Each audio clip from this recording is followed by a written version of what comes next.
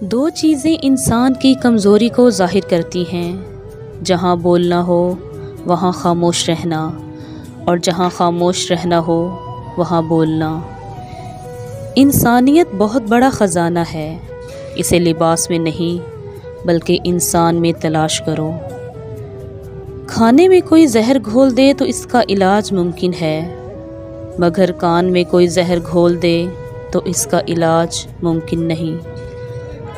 ہم جو کرتے ہیں وہ کبھی ہمیں غلط نہیں لگتا، ہمیں صرف وہ غلط لگتا ہے جو دوسرے کرتے ہیں۔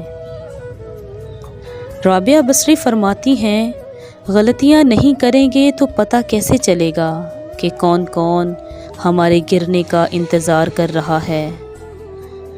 حضرت علی رضی اللہ تعالی عنہ نے فرمایا، اگر کوئی اپنا ہمیں بھول جائے تو کیا کیا جائے؟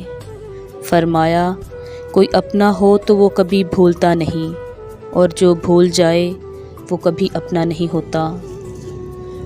بعض دکھ بھی گونگے انسان کی طرح ہوتے ہیں، جو نہ بتائے جا سکتے ہیں نہ کوئی سمجھ سکتا ہے، بس چپ چاپ پالے جاتے ہیں۔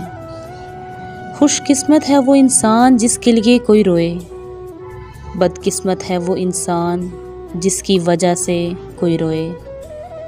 سکھ میں سکھ حاصل نہیں ہو سکتا، دکھ میں شاید ہو جائے۔